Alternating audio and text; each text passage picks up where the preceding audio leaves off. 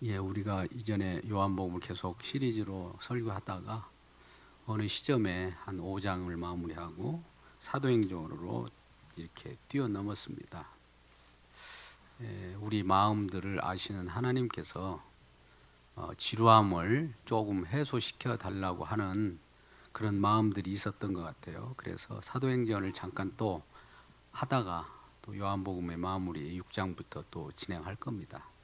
그러니까 왜 이렇게 갑자기 변했느냐 이런 것도 하나님 인도하심으로 예의를 알고, 또 이것도 이제 연초에 이미 다 계획 속에 들어 있던 겁니다. 우리가 오늘 끝부분에 보면 제비를 우리가 뽑아도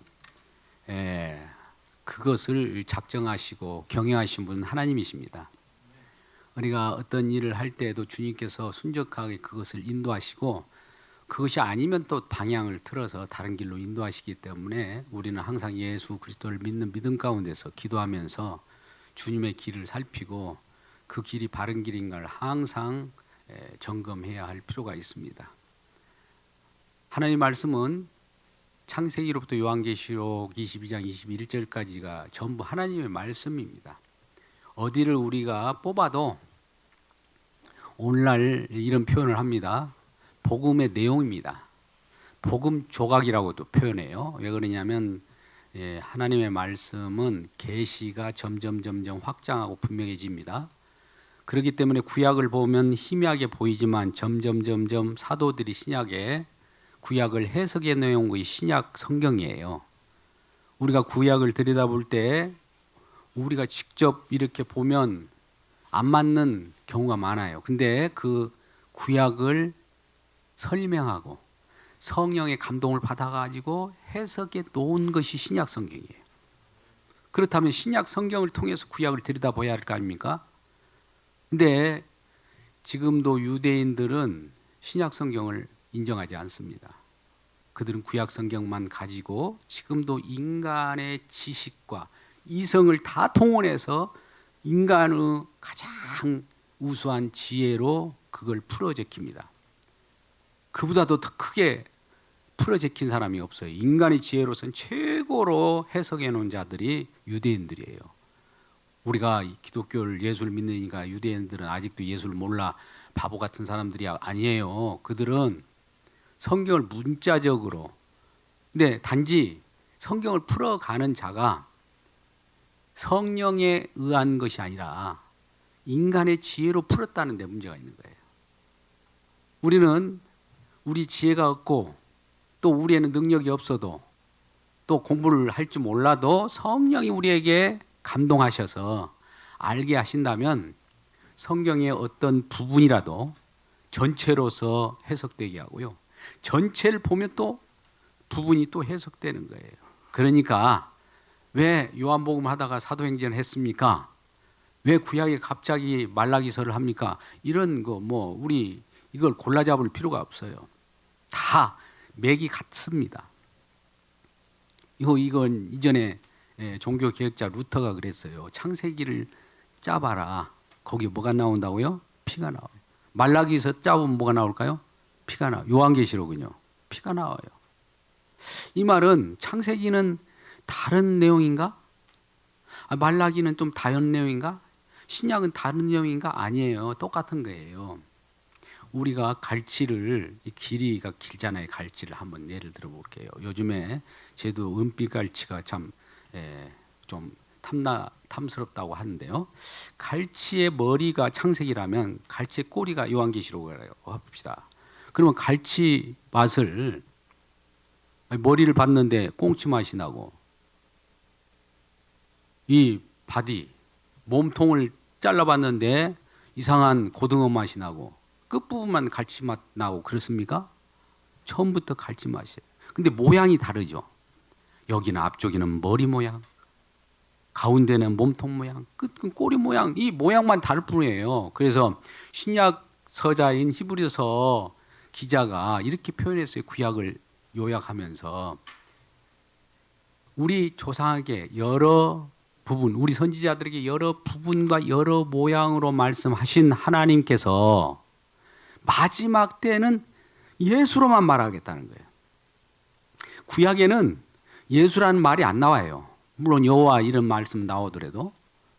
그런데 그 내용이 결과적으로는 예수를 가르치고 있었고 예수를 손가락으로 방향을 잡았고 예수로만 궁극적으로 말하게 했다는 것을 어째 알으냐. 성령을 받고 보니까 그렇게 보이더라 이거예요. 그러니까 히브리서를 썼던 기자는 성령의 영감을 받고 쓴 사도예요. 그러니까 그가 해석해 놓은 대로 우리는 따라갈 뿐입니다. 성령의 조명으로. 할렐루야.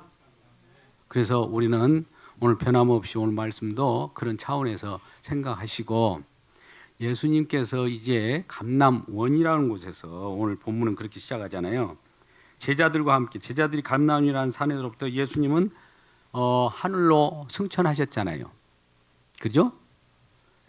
많은 이 제자들과 또 사도들과 이 여러 사람들에게 자기 자신이 부활하신 몸을 보여주시고 또 기다리고 계시다가 하나님 나라에 대한 이 강론을 가르치고 있다가 이제 승천하신 거죠. 물끄러미 제자들은 쳐다보고 있다가 이제 감람원에서 예루살렘으로 내려옵니다. 오늘 그 내용이 나와요. 감람이라는 산으로부터 예루살렘에 돌아오니 예루살렘으로 돌아왔다. 예루살렘에는 이제 무슨 일이 일어날 거예요. 이게 오늘 지금 사도행전의 내용은 누가복음의 후편이라고 있잖아요. 누가복음 24장 마지막 53절인데 52절 53절에 뭐라고 말하냐면 기쁨을 안고 내려왔다 그렇게 표현해요. 그러니까 우리가 오늘 사도행전을 연결하려면 뭘 봐야 됩니까? 누가복음을 봐야 되겠죠. 누가복음 끝부분을 제가 잠깐 읽어 드릴게요. 또 손을 내밀어서 찾기가 힘드니까 24장 52절 51절부터 이렇게 축복하실 때 그들이 떠나 하늘로 올려지시니 그들이 그에게 경배하고 큰 기쁨으로 예루살렘으로 돌아가 늘 성전에서 하나님을 찬송하리라. 예수님께서 부활 승천하시고 나서는 예수님 감람산에서 제자들이 예수님을 보고 나서 예루살렘으로 내려와서 하는 일이 마음에 기쁨이 충만한 거예요. 주님이 승천하셨기 때문에 뭘 바라보고 앞으로 장차 하나님 나라 주님께서 우리를 통치하실 그 본대로 이 땅에 내려오셨고 또 올라가셔서 아직도 통치하고 계신다는 것 때문에 기쁨으로 내려온 거예요. 그러니까 오늘도 우리가 기뻐할 수 있는 것은 주님이 살아 계셔서 보좌 우편에 올라가셔서 통치하고 계시다는 거예요. 할렐루야.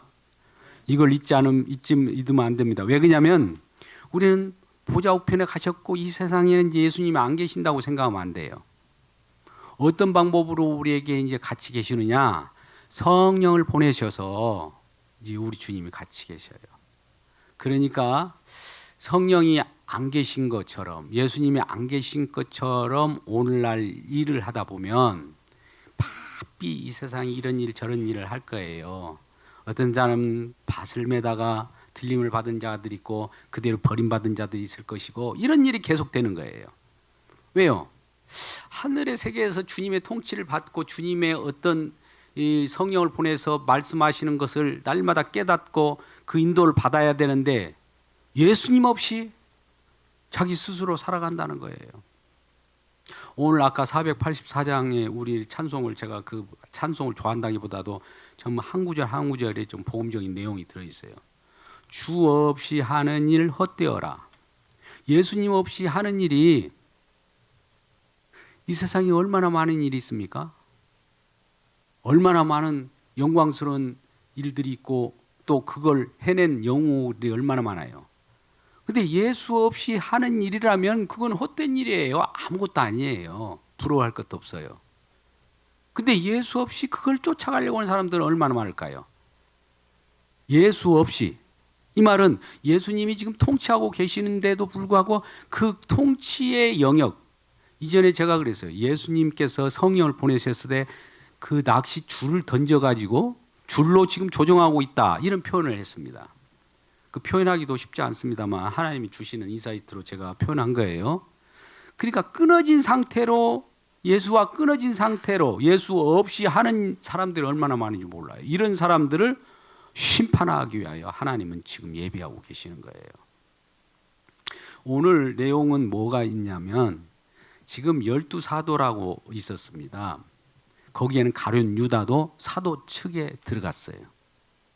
그런데 이 사도의 하는 일들이 구약의 시편에 나온 내용을 그대로 예언된 대로 응하였다고 해요. 오늘 본문의 말씀 한번 볼까요? 16절, 형제들아, 성령이 다윗의 입을 통하여 예수 잡는 자들의 길잡이가 된 유다를 가리켜 미리 말씀하신 성경이 응하였으니 마땅하도다. 이 말씀이 뭘까요?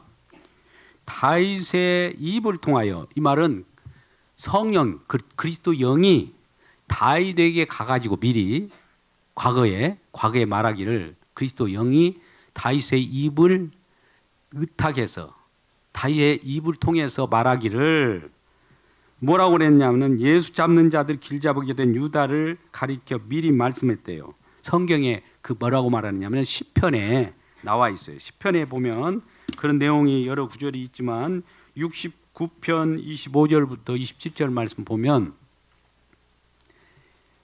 장차 유다라는 표현을 안 해요. 그런데 누군가가 예수를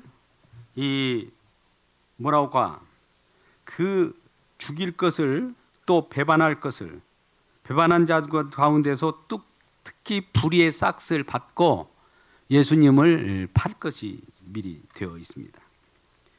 그런데 그 얘기가 오늘 이제 17절부터 19절 말씀과 같이 이 사람 가룟 유다에 대해 말합니다. 본래 우리 가운데 참여하 이 직문을 한 부분을 맡았던 자다. 즉 사도였다 이거죠. 그런데 이 사람의 불의의 싹스로 밭을 사고 후에 몸이 곤두박질하여 배가 터져 창자가 다 흘러나오지라. 이 내용은 마태복음에서는 이런 표현을 구체적으로 표현하지 않았습니다. 사도 바울은 누가는 이렇게 표현한 거예요. 누가가 말하기를 이 몸에 곤두박질하여 배가 터져 창자가 다 흘러나오지라. 근데 마태복음에서는 이렇게 기록하고 있어요. 그냥 그가 자살했다 이렇게 표현합니다. 그러니까 자살한 내용이 이런 식으로 곤두박질해서 자살한 내용이 오늘은 이와 같이 나오는 거예요. 그래서 19절에 이 일이 예루살렘에 사는 모든 사람들이 다 알려졌다, 다 알고 있다. 그들의 말로 그 밭을 그래서 아겔다마라 해서 피밭이라는 거예요.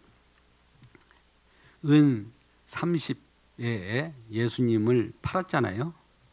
대제사장과 서기관들이, 대제사장들이 이것을 나중에 다시 돌려주면서 가지고 가라고 하는 겁니다.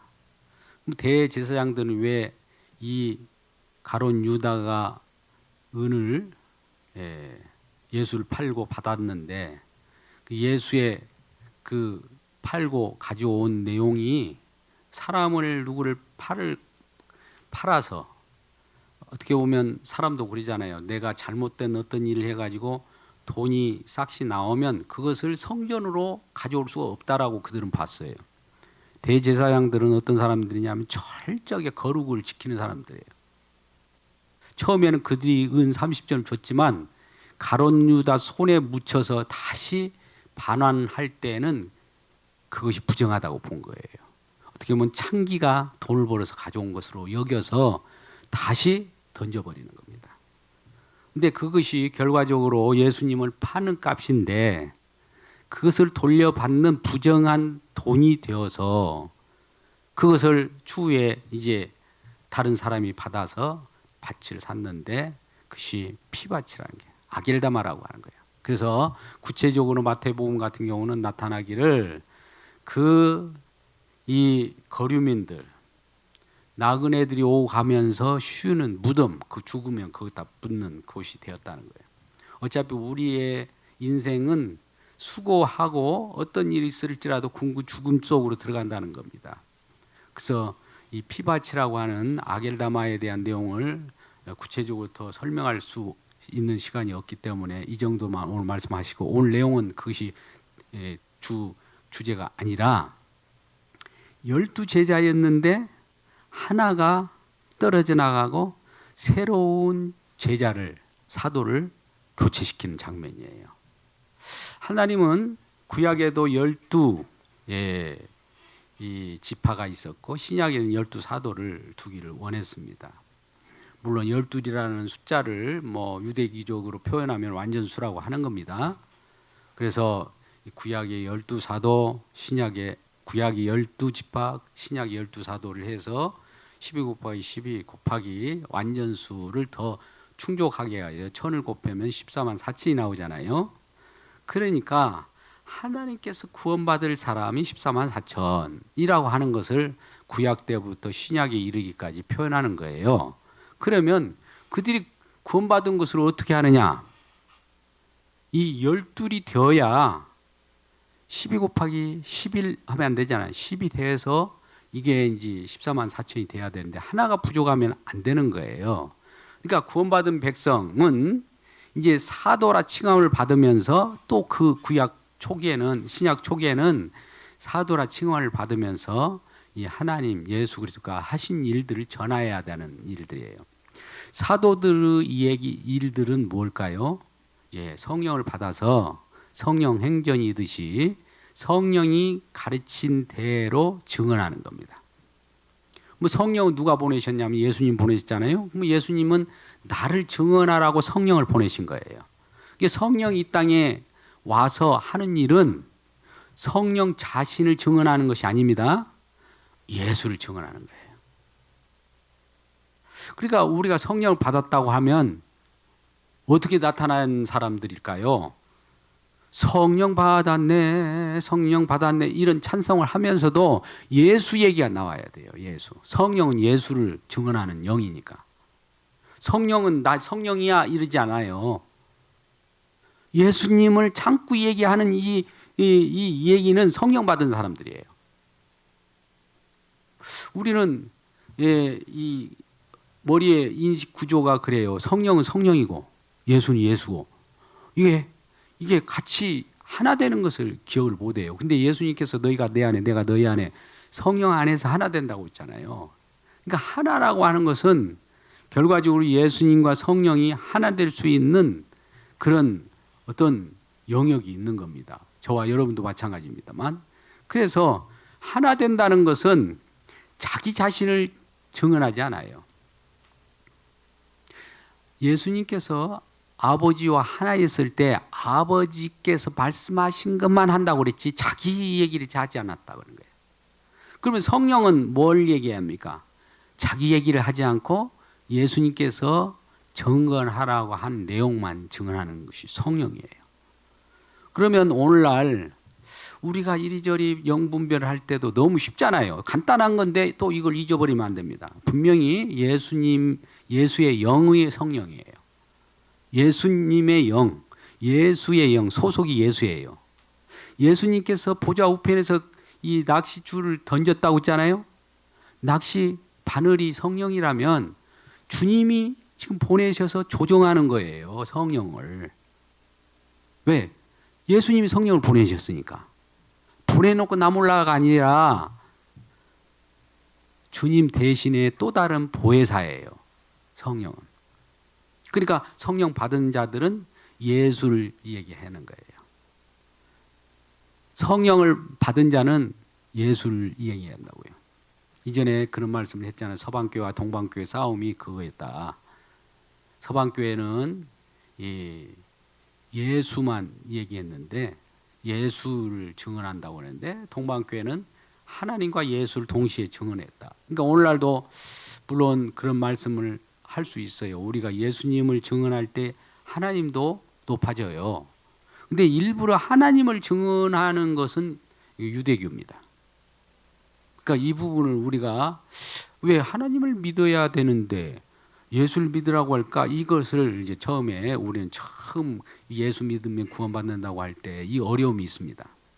근데 예수를 믿어야 구원받아요. 구약적 표현으로는 이 여호와를 부르는 자는 구원을 얻으리라 이 말씀이 있었잖아요.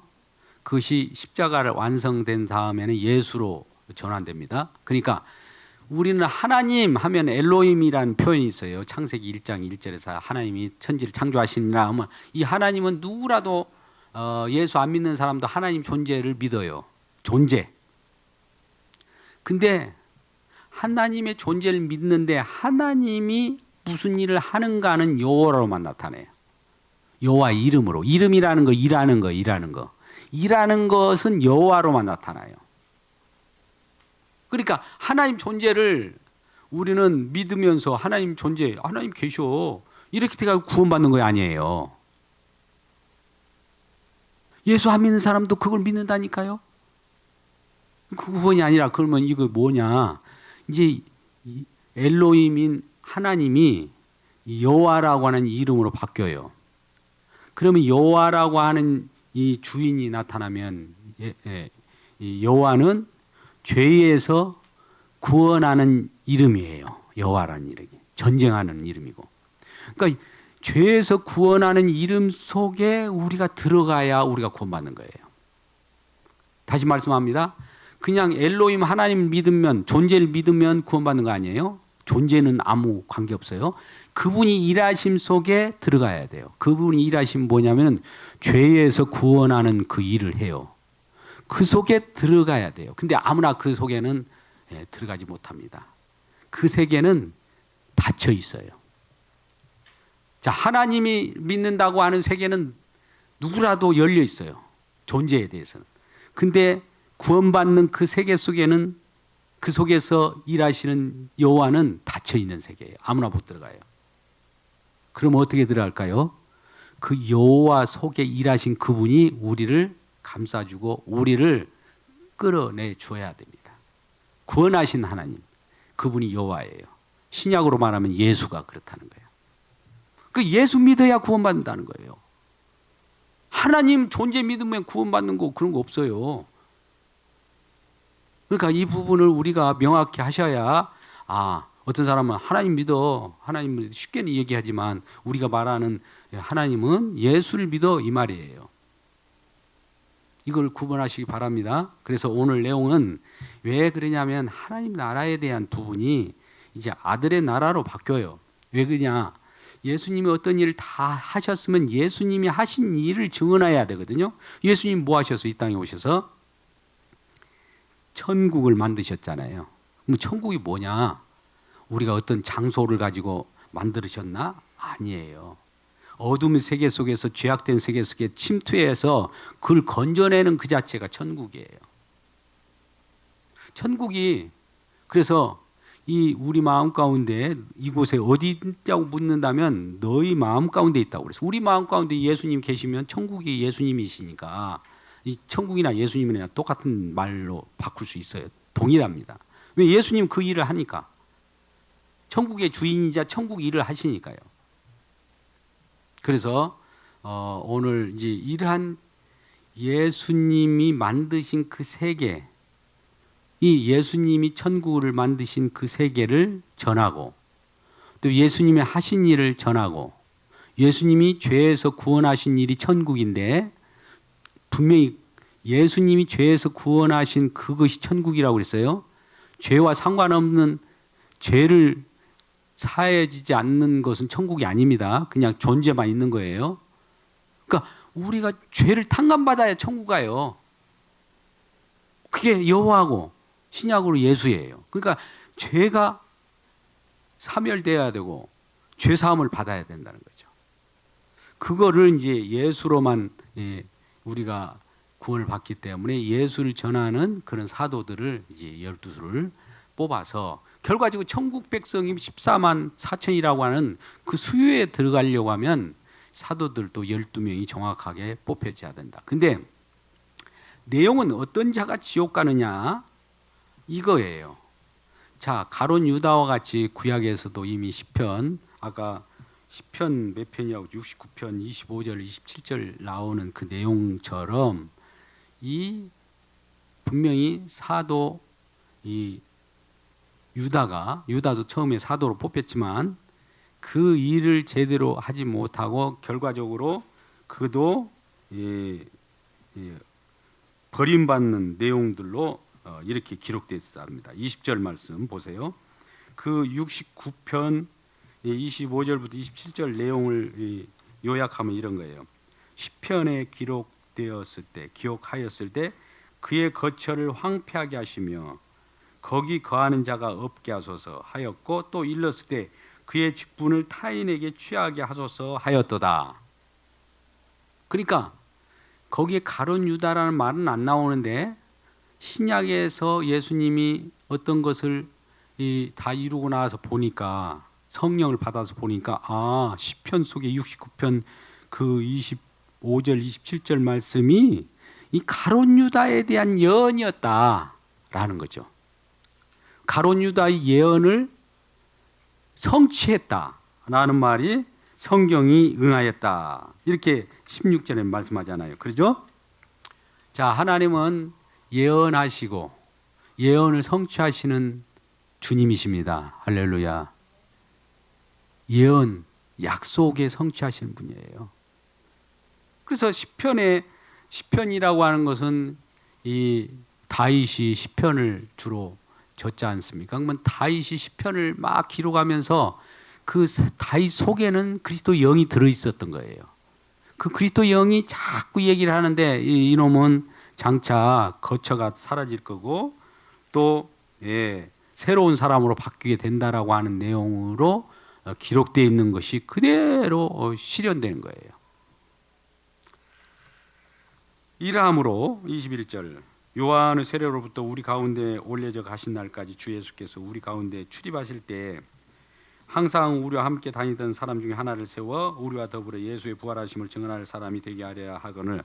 그러니까 새로운 교체에 대한 얘기죠.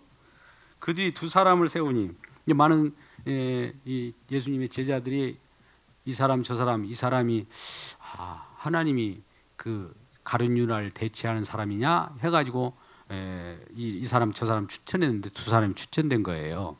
누구예요? 처음에 하나는 바사바라고도 하고 별명은 유수도라고 하는 요셉이다. 유수도를 이렇게 추천했고, 또 하나는 누구예요? 마띠아라고 하는 자예요. 마띠아라고 하는 자가 이제 뽑히게 되는데 24절 그들이 기도하여 이르되 뭇사람의 마음을 아시는 주여 이 두 사람 중에 누가 주님께 택하신 바가 되어 봉사와 사도의 직무를 대신할 자인지 보이시옵소서. 유다는 이 직무를 버리고 제 곳으로 갔나이다, 이렇게 말합니다. 그러니까 봉사와 지금 새로 뽑히는 마띠아, 그러니까 사도 12사도들이 하는 일은 뭡니까? 봉사와 및 사도의 직무를 감당해야 되겠죠. 봉사가 뭡니까? 서비스, 봉사.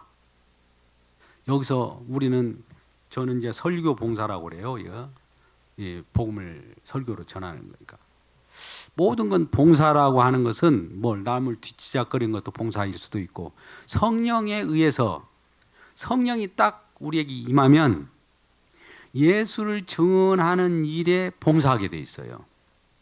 어떤 사람은 성경을 가르치든지, 어떤 사람은 예수님이 하시는 오른손이 왼손이 모르는 그 일을 해서 막 이 일을 저 일을 하든지, 어떤 사람은 섬김을 하든지 이런 일을 하게 되어 있어요. 안 된다는 건 성령이 임하였는데 그 일이 없어요? 그 이상한 거죠. 그 성경 받지 않았습니다 이렇게 하면 또 무시하는 것 같으니까 말씀을 안 드리는 것 뿐이지, 안 나타나면 이건 이상한 거예요, 사실. 그러면 우리는 이렇게 나타나라, 이 뒤쪽을 팍 빼내려고 하는데 이 말을 하면 안 돼요. 안 나타나면 뭘 해야 되냐? 계속 은혜를 줘야 돼요. 은혜를 받아야, 은혜의 성령이 딱 임하여야 그 일을 하는데, 은혜 받은 척만 했지 은혜가 성령이 아직 임하지 않으니까 이게 안 나타나는 거예요.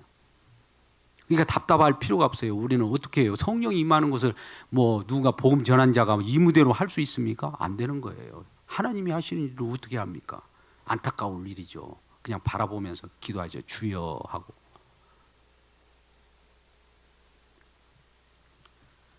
그래서 이제 제비를 뽑았다. 제비 뽑기. 제비 뽑아 보셨나요? 뭔가 하나 이렇게 해서 추천권을 그런 것들도 뽑았는데 이게 하나님의 일이기 때문에 하나님이 주관해요. 사도를 세우려고 하는 것은 지금 성령이 예수님에 의해서 세워야 되니까 성령을 보내셔서 누군가가 뽑혀도 예수님이 통치하시기 때문에 예수님 손길로 뽑게 되는 거예요. 그것이 우리는 우연으로 뽑지만 그 사람이 필요한 사람이 뽑히게 됐어요. 그래서 마띠아라는 자가 이제 12사도 속에 들어가죠. 이 사도의 이름들은 아까 13절에 나와 있어요. 쭉 그러죠. 이제 다락방에 올라가니 베드로, 요한, 야고보, 안드레와 빌립, 도마와 바돌로메, 마떼와 알페도의 아들 야고보, 셀로디 시몬, 야고보의 아들 유다가 거기 있다. 이제 이런 이 12사도의 이름이 들어 있고 그들과 함께 여자들과 예수의 어머니 마리아 또 예수의 아들도 더불어 마음을 같이 하였다.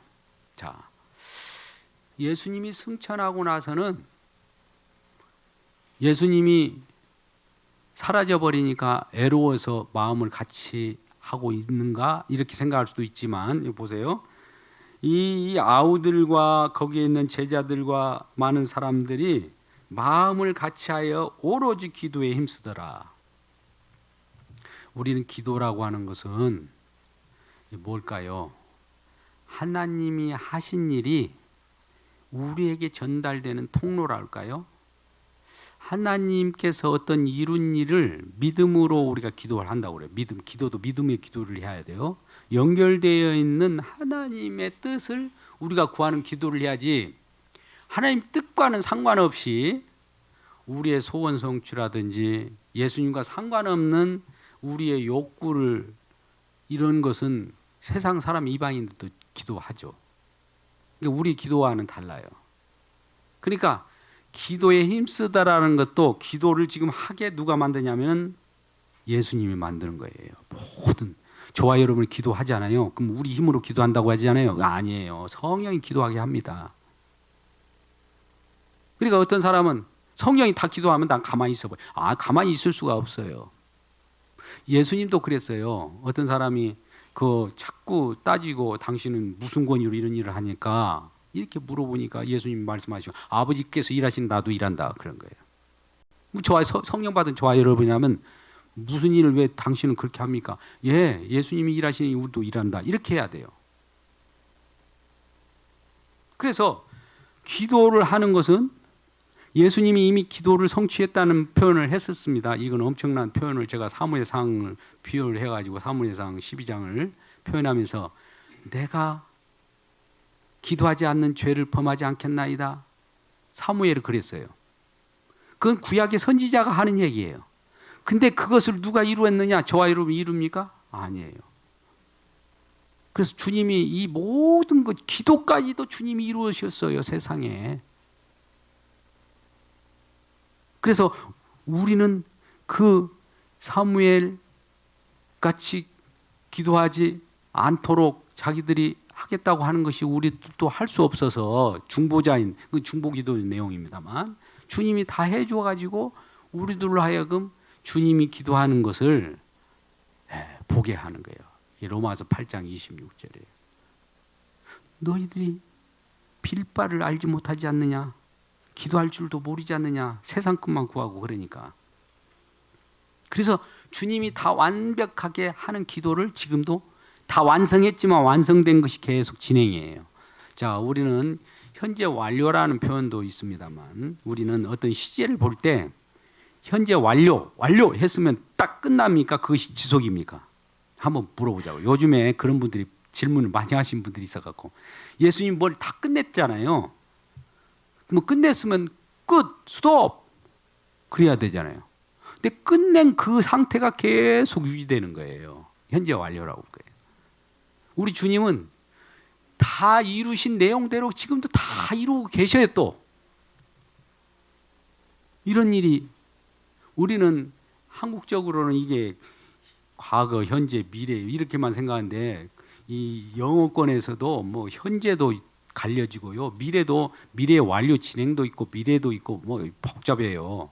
우리가 과거도 그래요. 과거 완료도 있고 과거 완료 진행도 있고 뭐 이러듯이 이 시제라는 거 시간적인 타임을 우리가 이렇게 얘기할 수 있는 겁니다. 근데 주님은 살아계시기 때문에 끝까지 쉬지 않고 일을 하신 분이에요. 그러니까 아까 보좌 우편에 올라가셔서 일을 하고 계셔요. 성령을 조종하기도 합니다. 성령을 보내셨으니까 성령이여 나를 증언해 주세요 하고 성령이 네 알겠습니다 하고 증언하고 있는 거예요.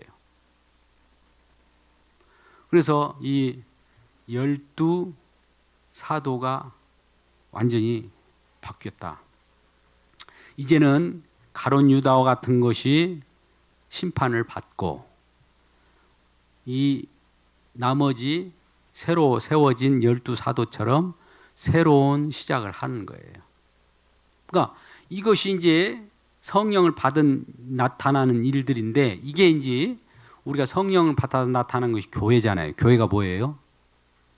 교회가 성령이 나타나서 성령 받은 사람들이 나타나잖아요. 그게 교회잖아요. 구원받은 백성이 나타난 걸 교회라고 그래요. 성령이 막 임하니까 성령이 우리에게 임하여야 예수를 시인하죠. 그러니까 이 사도시대 사도행전 2장이 곧 나아가오면 여기 이어지는 것인데 이 교회가 시작되는 시점으로 보는 겁니다. 교회라는 것이 이 공간이 아니라 우리 예수 믿는 사람들이 이 공동체가 생기는 거예요. 예수 몸으로 이렇게 구원받는 사람들이에요. 개인 구원은 없어요. 예수님의 몸으로 구원돼요. 예수 안으로 성령 안으로 구원되는 거예요. 성령 안으로 들어오는 것이 구원이에요. 예수 몸 안으로 들어오는 것이. 그러니까 이러한 예수를 몸으로 하는 우리들이 이제 나타나는 교회가 이제 생기게 되는 겁니다. 그러면 교회는 뭐 하는 곳이냐? 참 교회가 무엇이냐는 것을 12 사도들이 알려줍니다. 오늘날 교회를 우리는 분명히 해야 돼요. 제가 이제 저쪽에 그 행복비전 153에서는 말씀으로 세워진 교회, 전투하는 교회, 그 다음에 성장하는 교회, 이런 쪽으로 이렇게 교회론을 펼쳐왔습니다만 에베소서를 통해서 그러나가 아니라 그와 같이 사도들이 이 땅에 구원받은 백성들을 통해 가지고 교회라는 뭐냐?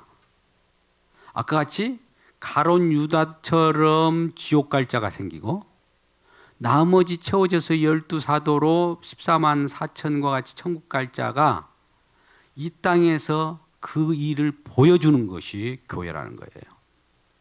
그러면 우리는 교회라는 걸 그동안에 교회 속에서 우리가 구원받았다는 것, 구원받은 백성이 교회예요. 저와 여러분이 구원받았잖아요. 우리가 교회예요.